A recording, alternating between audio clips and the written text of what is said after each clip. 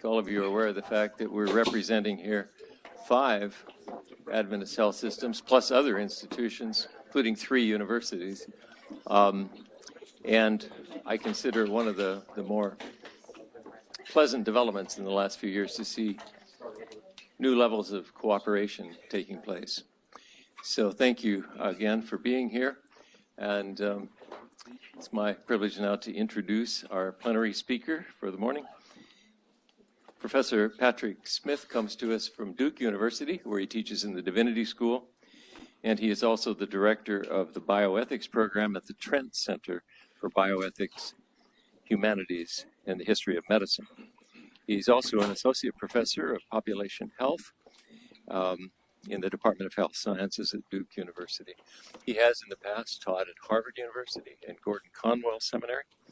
I was interested that he's also served as in a hospice in the past. Since I've had some experience with that, I was interested in that as well. We first met here in Florida, speaking for a conference on neonatology years ago, and I thought I need to have more contact with Patrick Smith and learn from him, and I thought he'd be a great addition to our program here. His topic this morning is moving toward a beloved community in healthcare. Let's welcome Patrick Smith.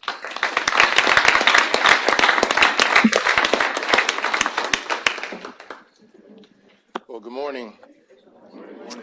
So good to be here. And Jerry, you mentioned about the conference from a number of years ago when we first met. See, Jerry wouldn't remember this because I'm probably an unremarkable person in comparison to him, right? So I met you a few years before that, and I just knew. I said, "Oh, that's Jerry Winslow, right?" Or Gerald at the time, Winslow. And someone said, "Yeah, that's him. You ought to say hello." And I did. We said hello, but it was a lot. There were a lot of people around. It was at a conference, I believe, and so it was a great pleasure to be with you at that conference in Florida from a few years ago. I often say that when I'm invited to things like this, especially bumping into space with Dr. Winslow, I feel a little like the mule whose owner entered him into the Kentucky Derby, right? Now, all the facilitators of the event, of course, denied this mule entry. But one of the guys was really curious and asked this farmer, says, "Why did you enter this mule into this Kentucky Derby? You know, it didn't have a chance to win." The farmer said, "Well, I figured as much, but I thought the mere association may do him some good," right? And really to be associated with Dr. Winslow and also this conference, hopefully it will do me some good. So grateful to Dr. Hernandez, who was here, who welcomed us, also Dr. Ted Hamilton, who greeted us, and also for that wonderful devotion by Dr. Bryan. So thank you so much for getting us started in this way and moving us in a direction here. And sometimes it's hard to follow great orators and preachers, right? My training, my background is in philosophy. So I trained as a moral philosopher, and some of you may be familiar with the old joke about philosophers, right? What do philosophers and longhorns have in common? They both have a point here, a point there, and a lot of bull in between. So anyway, I guess it's okay to say that at a conference like this, maybe? Oh, I'm sorry. If not, sorry about that, right? Please forgive me. So having said that, I think I better get started, right? All right. So moving towards a beloved community in healthcare. So with respect to my work in bioethics, I began serving as director of the ethics department of a hospice care center, as Jerry mentioned. I was struck by my encounters with healthcare that use medical technologies in a way that prolong the process of dying, seemingly as an attempt to save a dying patient from death itself. Though, of course, no one would say such a thing. And so my work in these clinical spaces prompted me to ask, what might it mean to uphold the dignity of patients, their close loved ones, and the staff involved in their care? Now, some religious ethicists working in bioethics, people like Paul Ramsey and many others, remind us that life is a gift and a trust given to people by God. Now, of course, not all religious ethicists doing this work may frame it in these terms. Nevertheless, for those who do, this has significant meaning for the kinds of decisions and dispositions we should have as we approach life's end.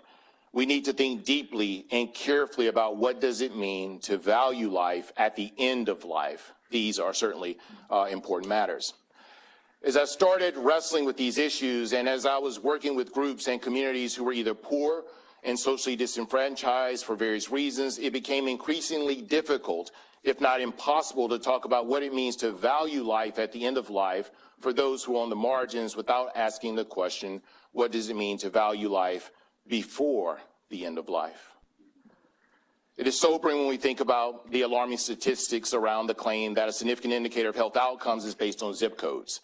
It is sobering to recognize the deep health and healthcare disparities and increased incidence of mortality that exists between communities divided along social and socioeconomic and racialized lines. It is sobering when we remind ourselves that behind these stark, impersonal statistics are very real people in very real communities to whom those of us working in healthcare have very real responsibilities. I am convinced that this can be captured by a concept of shalom. Shalom is a multifaceted concept that is deeply embedded in some of our theological commitments, or I would say my theological commitments, drawing broadly from Christian tradition, which I think we share in this space here. It reflects a reality that is marked by the presence of physical, material, and spiritual well-being, a notion of personal integrity, justice with respect to human relationships, justice with respect to institutional life, justice with respect to communal life, which is something more than just, well, I take communities to be something more than just the mere aggregation of people, justice with respect to the natural and non-human animal world, and justice with respect to our relationship to God or the divine. This concept of shalom, I want to argue, provides a theologically informed moral vision to which those of us working in healthcare perhaps could aspire. The word shalom is sometimes translated, broadly as peace, some would suggest. And while this translation is not inaccurate, the understanding of what is entailed by it is often misunderstood. The Hebrew term shalom has a very rich and multifaceted and deep meaning.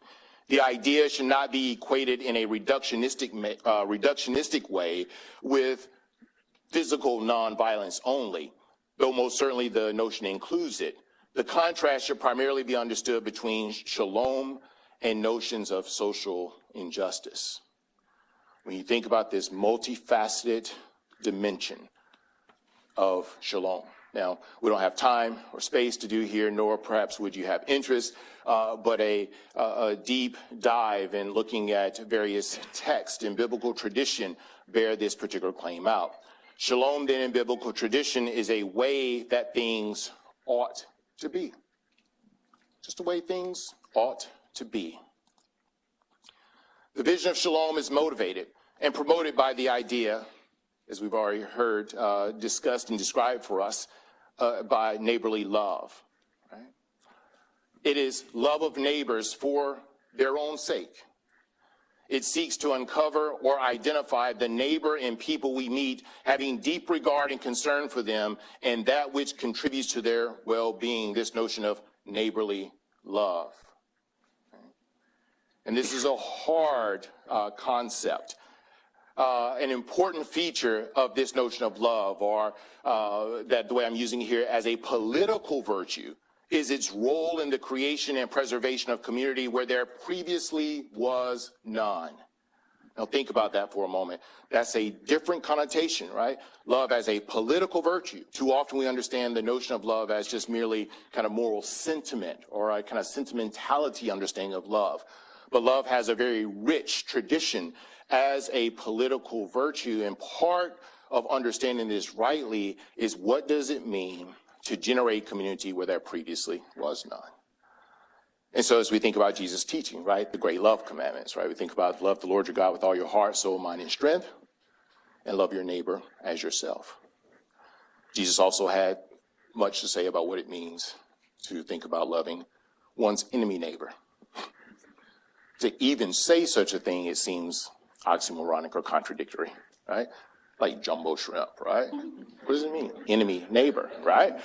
So this is very interesting, right? This move, this love as this deep political virtue, but something that is necessary for this notion, this larger vision of shalom. Martin Luther King Jr. and others would call this push, this thrust, this motivation of love as a political virtue that's moving toward a larger moral vision of shalom in the here and now. So it wasn't like a utopian vision necessarily, but something in the here and now as beloved community. Martin Luther King Jr. was a staunch proponent of this kind of love. He saw this clearly, as did many others who came before and after him, the relationship of social inequality and questions of health. So before his speech, many of you may remember, to the medical community for human rights during a 1966 press conference, King stated, "Of all the forms of inequality, injustice in health is the most shocking and the most inhuman because it often results in physical death." King's understanding of love, his commitment to the idea of a beloved community, and his work towards these goals was deeply informed by the ethical resources from his African-American Christian experience, broadly drawn from Christian tradition.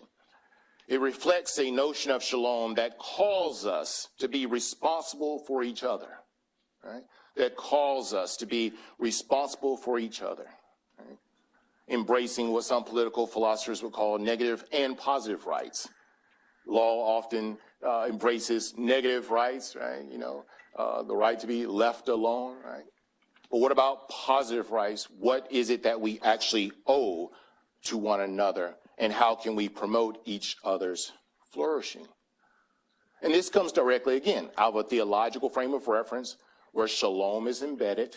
When you think about a theology of the beginnings, right, of the world in which we find ourselves, three things, many more, but three things to highlight that come to the fore. There's this deep sense of dependency, right? That all what we see and experience is dependent upon something else other than itself for its being.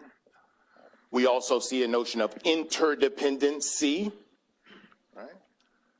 That we as embodied social entities are deeply tied to the flourishing of the larger environment, the world in which we live. We know that we cannot easily just do whatever we want to do with the environment and think that human beings can continue to flourish in particular ways. Deep interdependency and also finitude, right? That there are built-in limits to our existence. And each of those things, I think, is important for the work of bioethics. Remembering that our very lives together are dependent.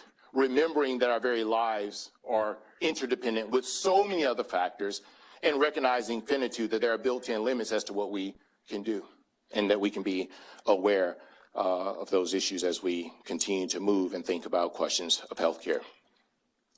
Now, somebody like Martin Luther King Jr. was pointing to an idea that has been long represented and deeply embedded in Christian traditions. Namely, it is important to think about health in ways that are broader than is often captured in the modern medical model alone, that can help us identify what makes a health inequality in fact and injustice, and what makes health differences actual disparities. We must give attention to the larger social, environmental, and political factors that have direct impacts on flourishing life and well-being. Now, what I want to do here is, as I mentioned, a bit of a nerd when it comes to some of this stuff, so bear with me because I wanted to share with you two references from theology, from Christian tradition that I think really get at this point extremely well to show that King's notion of beloved community, as is deeply connected to this notion of shalom, as this has been broadly understood across Christian traditions, can have some insight for how we think about moving towards a beloved community with regard to healthcare. So I want to begin with Saint Augustine here, a North African bishop from 396 to 43. And since you gave the slides there about, as the ages go by, my daughter, who's 15 now, I often say, hey, where are my readers? And she said, oh my gosh, my dad's officially old because he said readers, right? So I was like, yeah, whatever. I told her, keep living like my dad used to tell me. So at any rate. So listen to these words of St. Augustine. Actually, I find out I don't need them at all. All right. So I'm not as old as my daughter thinks I am. Maybe. All right, here we go. So St. Augustine says, human beings, then, as viewed by their fellow people, is a rational soul. See, this is really bad, right? Because maybe I do. This is really bad. Oh my gosh. All right. As a rational soul with mortal and earthly body in its service. Therefore, those who love their neighbor do good partly to the person's body and partly to their soul. Now, again, we have to be careful. Augustine was not necessarily arguing for this kind of deep dualism, right? Necessarily. What benefits the body is called medicine, he says. What benefits the soul, discipline. Medicine here includes everything that either preserves or restores bodily health. It includes, listen here, therefore, not only what belongs to the art of medical people, properly so called, but also food and drink, clothing and shelter, and every means of covering and protection to guard our bodies against injuries and mishaps from without as well as from within. For hunger and thirst, and cold and heart, and all violence from without, produce loss of that health which is the point to be considered. And this is coming in the context where he's talking about what it means to love neighbor, right? A deep neighborly love, right? Obligations broader than just having a sentimental disposition towards one, right? Deep commitments nevertheless. Another quote I want to share with you is from a German theologian by the name of Karl Barth, who died in 1968. And so listen to these words of Karl Barth in his Church Dogmatics when he says this. He says, finally, we have to remember that when seriously posed, the whole question of measures to be adapted for the protection or recovery of the freedom of life functions necessarily goes beyond the answers by each of us individually. All right? The basic question of the power to be a person and therefore of the will for this power and therefore for real health and the associated question of its expression exercise are questions which are not merely to be raised and answered individually but in concert. They are social questions, he says.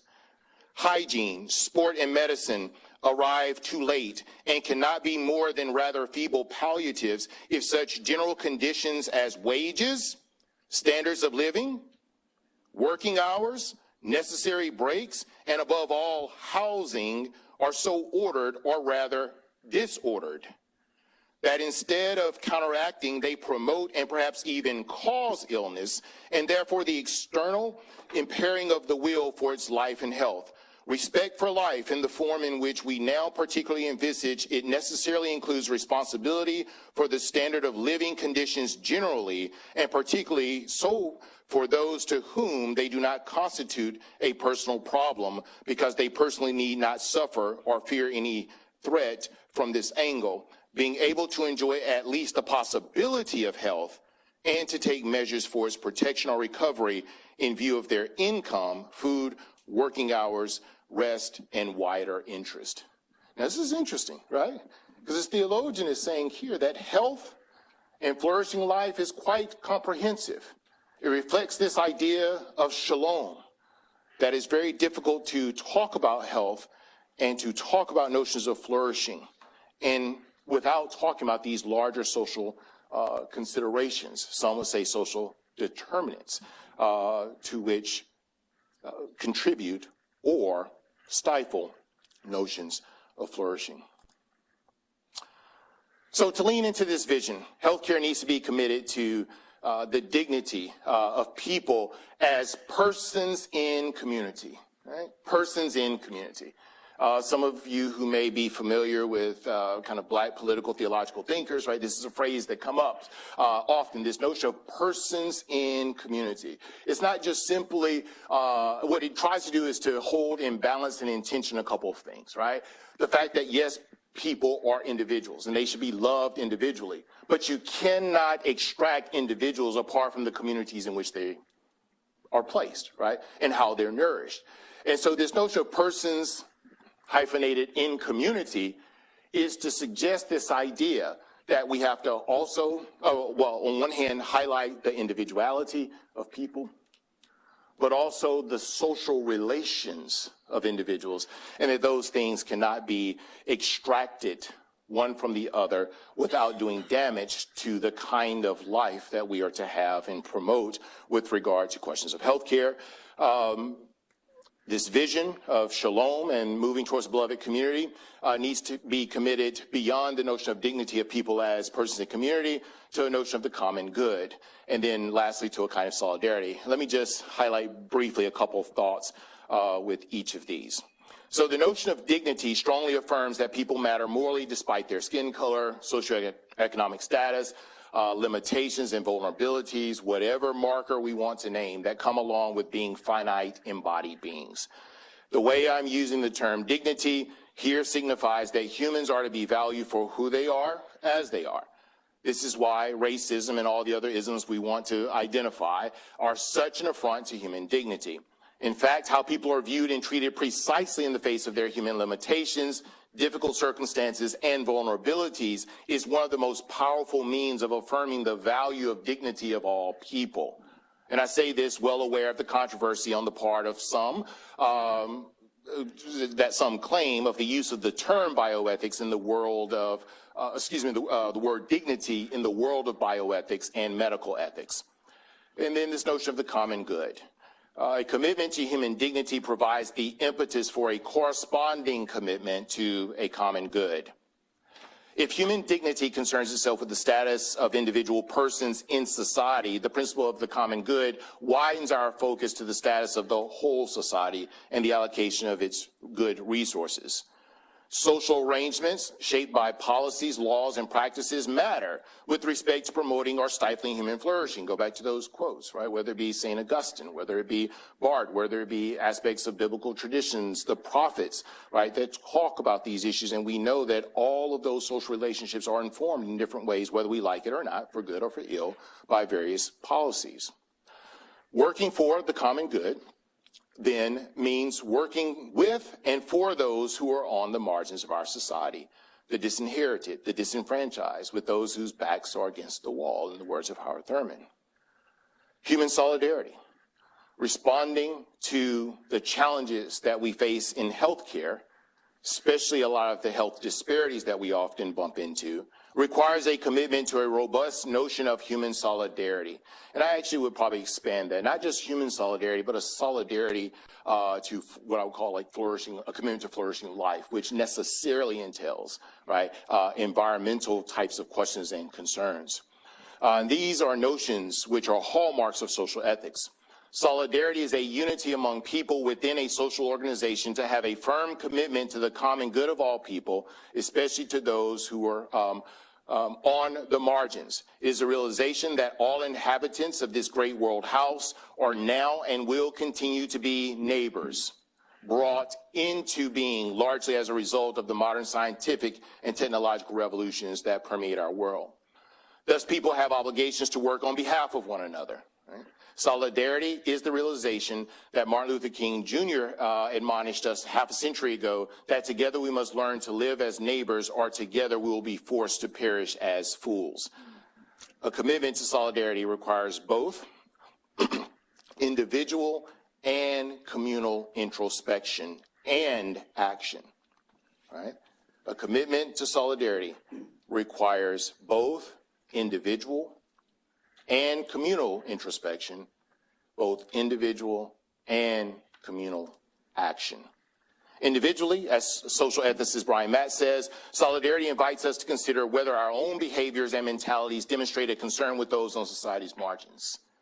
Communally, he says that solidarity challenges us to ask whether the social organizations of which we are a part strengthen the bonds of human friendship, especially the bonds between those with and those without sufficient resources. Now, if our societies are not doing this well, then we must seek systemic changes as to how they might be improved in order to enable such relationships as a matter of justice. The kind of solidarity called for here, which requires introspection, leading to action, is not merely about technique. It's something that we're very good and we need, right, in spaces like this. We can't do without it. Religious social ethics keeps before our collective work the spiritual dynamics of our existential predicament. Again, to go back to King, he articulated this well, and he is worth quoting at length here. Listen to what he says. He says, every person lives in two realms, the internal and the external. The internal is that realm of spiritual ends expressed in art, literature, morals, and religion. The external is that complex of devices, techniques, mechanisms, and instrumentalities by means of which we live. And we could quibble with how he kind of dichotomizes and categorizes some of this, but let's just try to keep his bigger point in mind here. He says, our problem today is that we have allowed the internal to become lost in the external. We have allowed the means by which we live to outdistance the ends for which we live. Enlarged material powers spell enlarged peril if there is not proportionate growth of, he calls, the soul. Right? In other words, he means character.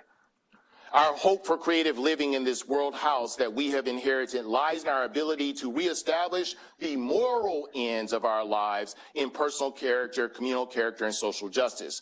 Without this spiritual and moral reawakening, we shall destroy ourselves in the misuse of our own instruments, is what he says. Now, some may say, well, that last line lends itself to hyperbole, and my only response would be is that he is a black preacher after all, right? But he's not too far off. This deep work of character formation, or as King expressed, of the soul, is important for the work of shalom justice as health justice that is informed by religious ethics. So moving toward a beloved community, what does this require? And let me just hit some of these in short order, because I do want to hit one or two other points, and then maybe we can open up for some conversation if you're interested in that.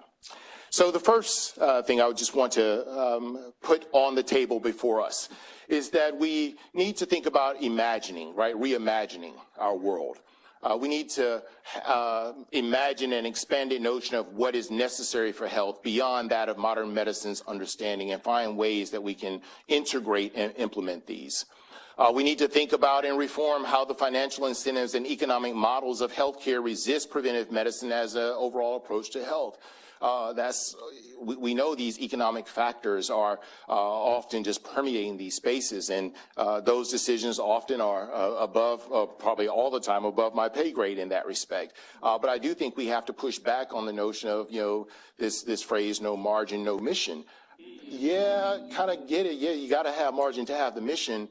But if that becomes the paradigmatic value that drives everything, that logic can lead you in some places where I think we may not want to be at the end of the day. Third, seek to embody prophetic Christian witness in our broader political and social life beyond our individual and institutional practice of medicine. And I think this entails addressing and engaging racism in healthcare and its detrimental impact on health. And this is where I want to use as a particular some of these broad themes that I have been raising here for you. And I'll get to this just by going to an essay that some of you may have seen from a few years ago. The role of health professionals in some of this stuff.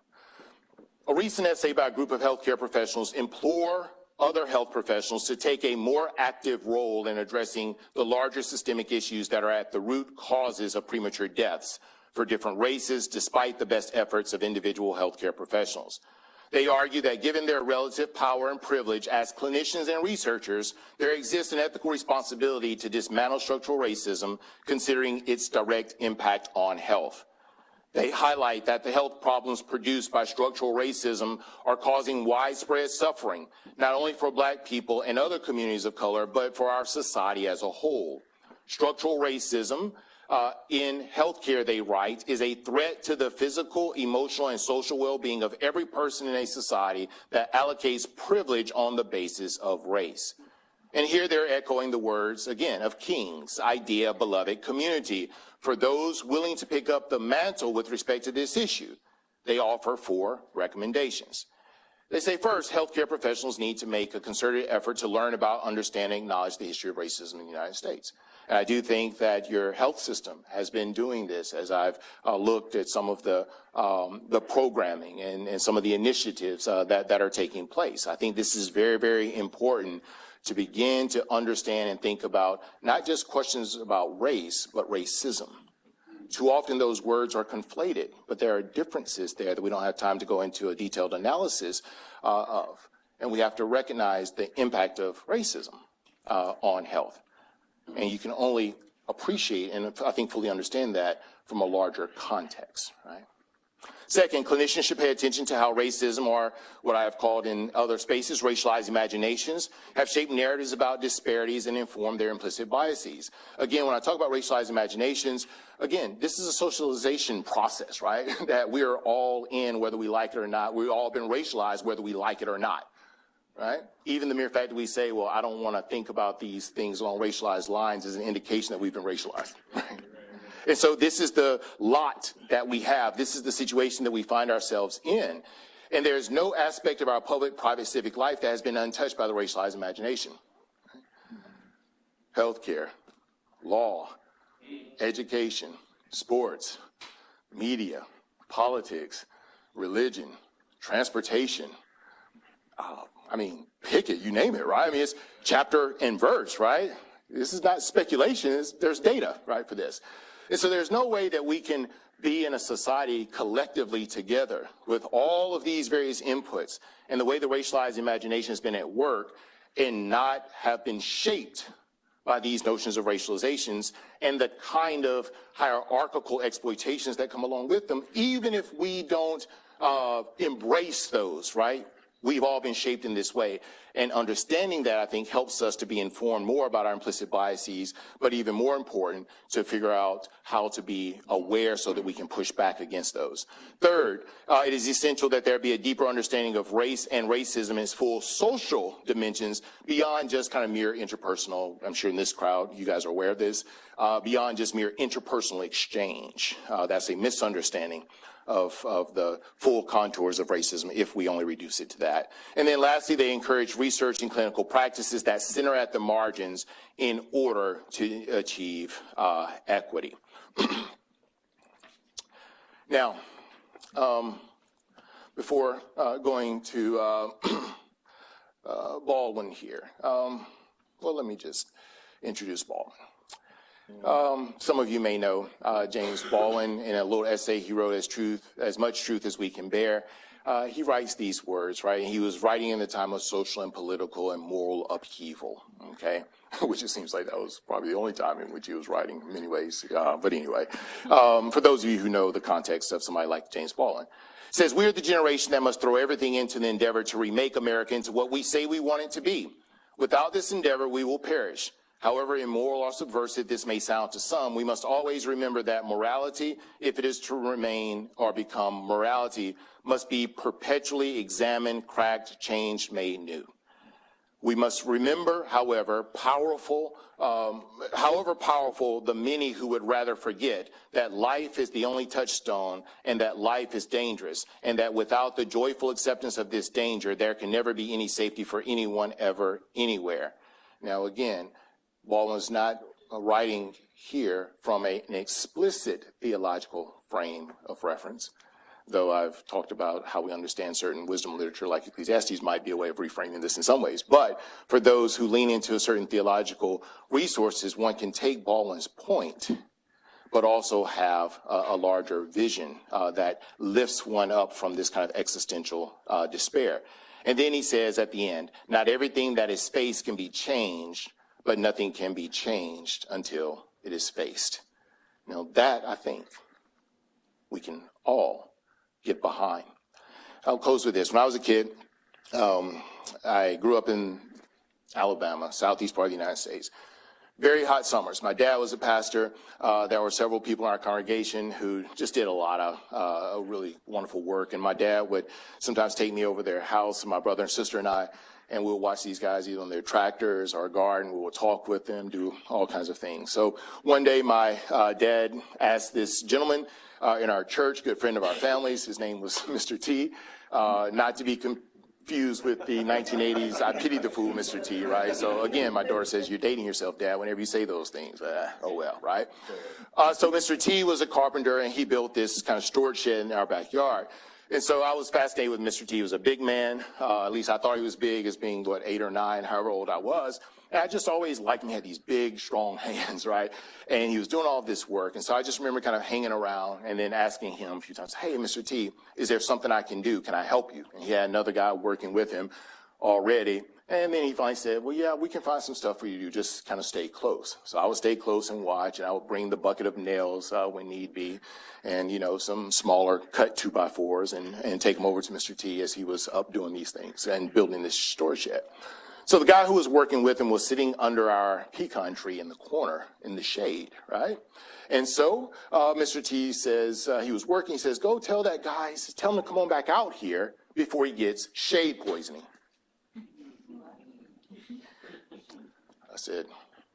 I ran over there and said, hey, Mr. T wants you to come back. He's concerned about you getting shade poisoning. The guy just kind of smirked and smiled, got his stuff, and walked back out. But I was a little concerned. I was really confused, right? And I must admit, at that age, I wasn't so much concerned about him. I was concerned about me, because I had spent a lot of time under that particular tree, right? And I was concerned that maybe I had shade poisoning. And if I had it, how do I get rid of it, right? So I remember running into the house, asking my mom, say, Mom, she was at the sink. I said, Mom, Mr. T was worried about this dude out here getting shade poisoning. I said, what is that? She just smiled. And she said, why don't you go out and ask Mr. T, right? After all these years, I thought maybe she was just sending me out to, go talk to him. I don't know if she knew either, right? I don't know, right? But I go up to Mr. T, I said, Mr. T. He looks down from the ladder and said, yes, son. I said, what's shade poisoning? Came down off the ladder and he just looked at me. He said, son, shade poisoning ain't nothing but laziness. He said, but you don't worry about that. Come on, we have work to do. If I can leave anything with you and what you're doing here, let it not be said of our collective work together that we suffer from shade poisoning. Let's join together because we have a lot of work to do. Thank you.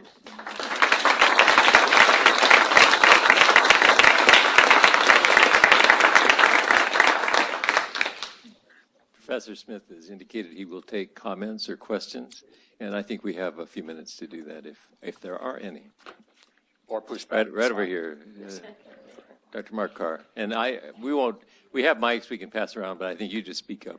Sure, I can project.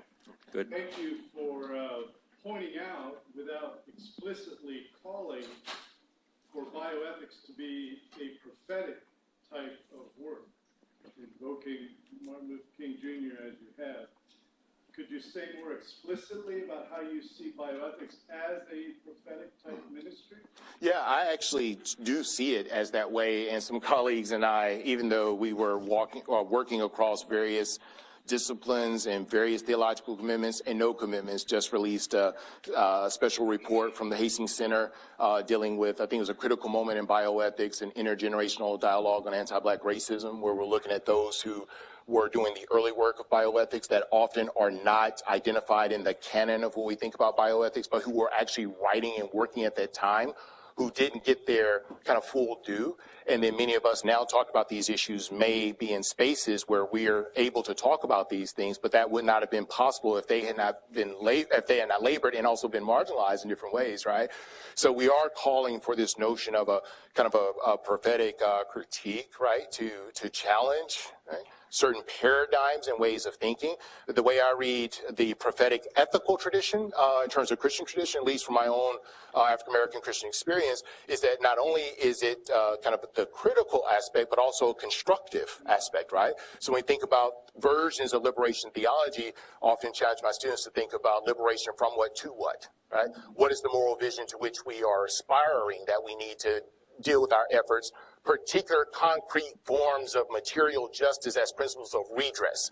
And that can only happen by having a clear analysis of where we are on the ground first. So I do push back a little bit on ideal theories of justice. So I do think bioethics can learn a lot from that. And many people, I think, many of us are really trying to work to leverage this tradition and ask these questions of the field of bioethics. So I do think it can be that. Yeah. Anyone else? I see a hand right over here, and yes, please. Yeah, thank you very much. Thank you very much, Dr. Smith. Looking at the three foundations of bioethics that you spoke about, in the first one we talk about dependency and interdependency. Then, of course, the charge that you gave us, and in that charge, you spoke about, imagining an expansive understanding of health.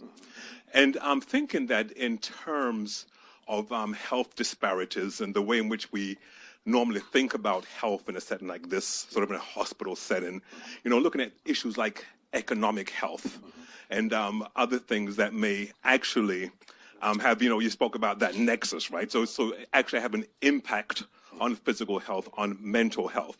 So how would you suggest we get all these isolated parts to start talking to each other, and so that we can really develop a comprehensive health care that considers not only the physical, not only the mental, but also things that are societal, that could be basically at the root of all the other problems? Yeah, no, that's a great question. Thank you for that. I'm sorry. There are so many things that were coming to mind here, and I'm inevitably going to forget some of what I want to say in conversation with you, because I think you're raising the. I'm sorry. What's your name, sir?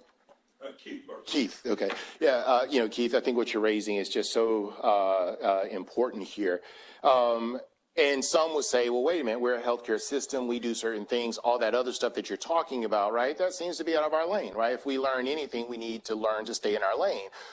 Well, the problem with that is that oftentimes a kind of modern medical model only ends up working in ways that are counterproductive to health. So I do like what I'm seeing with some of the movements, associations for preventative medicine, right, understood and framed a particular way, trying to work very carefully and closely with community health programs, right?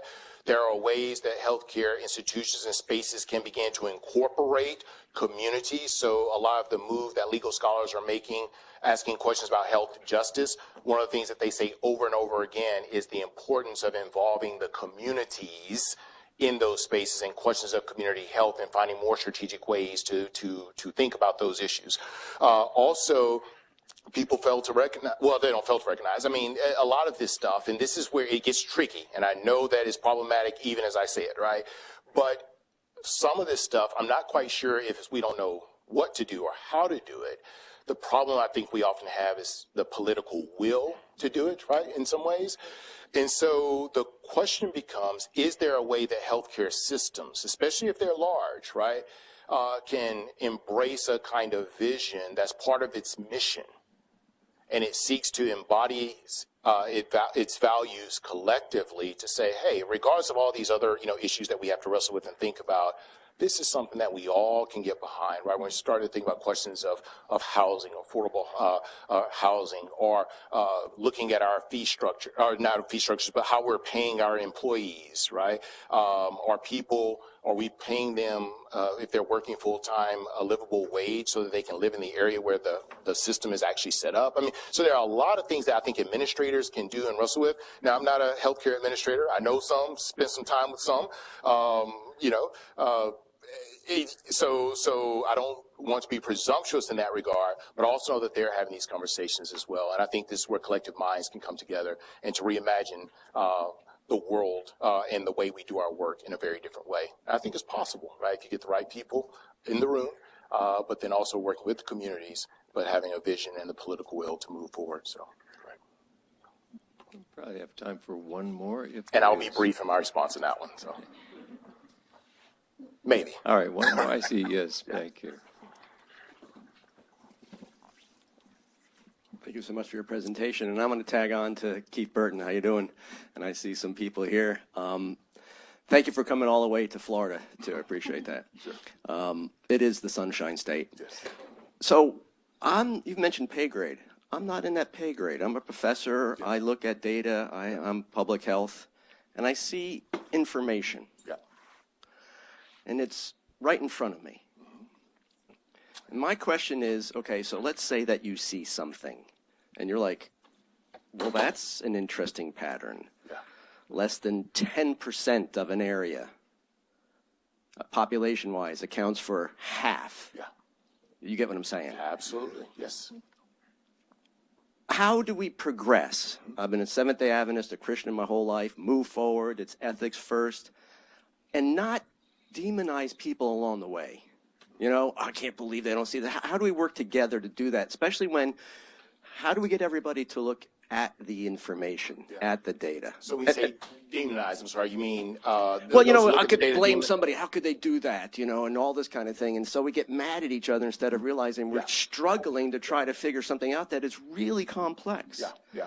And I wonder if we lose the idea of complexity, because I'm a science guy. We're taught to be reductionistic, get down to the single problem. And I think that's a fallacy for most of what we're dealing with. It's a complex issue. Yeah. How do you, what's your suggestion? Yeah. You, like you said, you know some people, you're a scholar, I'm a science scholar, we're dealing with other minds. How do we, and then I'm dealing with my own biases going like, why didn't I know that before? How dare I not have recognized that? Do you know? Yeah. How do we push that all together? Yeah, so this is where I think that notion of, thank you so much for your question, first of all. I mean, I think you're absolutely right. And this is where this idea of persons and community become really, really important, right? So it takes it out of the, yes, I have responsibility, but I have responsibility to others and with others to address these kinds of issues, right? So as I'm seeing this data and looking at the stark disparities, that should arrest my moral attention, right? And when that arrests my moral attention, I should say, hey, this should arrest our moral attention, right? Well, maybe these are just differences. Well, let's begin to look at the empirical data that has already been out there, other kinds of things saying, well, wait a minute, there are all these other contributing factors that can't be solely attributed to kind of notions of personal responsibility or something along that line, right? That there are some other things that are happening in these spaces. So what can we do to begin to push back on this? And so those 4 suggestions that the healthcare professionals talked about, I think, so if we're talking about disparities along racialized lines, just as an example, right? Then learning that larger kind of historical context becomes really, really important, because we often see that there is no ethos without a mythos. In other words, there's no ethic or way of living or bumping into each other without a larger story or narrative that kind of helps us interpret what it means and how we're bumping into each other, right?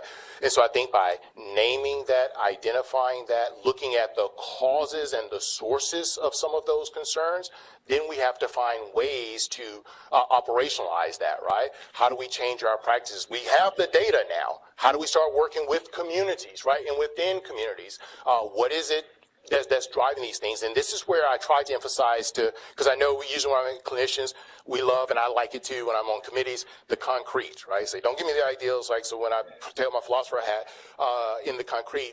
But the last thing I'll say is this, with the justice piece, as principles of redress, I talked about the particulars, right? I think it was in this conversation here. This is where every institution, every community has to see where it is, right, with the disparities, what those numbers look like in their particular community. Then begin to see, okay, where do we want to go and where can we be? And then what are the measures and policies that we can put in place at the local level to begin to do that in our space? And so that's where the kind of the particularities of justice being operationalized really come to the fore. And so I think what I'm trying to do is to suggest that we can, and that we need to have eyes to see and ears to hear, right, where those things are, a heart to be moved with compassion, and the hands and the feet to do. And that's the parable of the Good Samaritan, according to my understanding of it. So I'll say that and say thank you so much for giving me a hearing.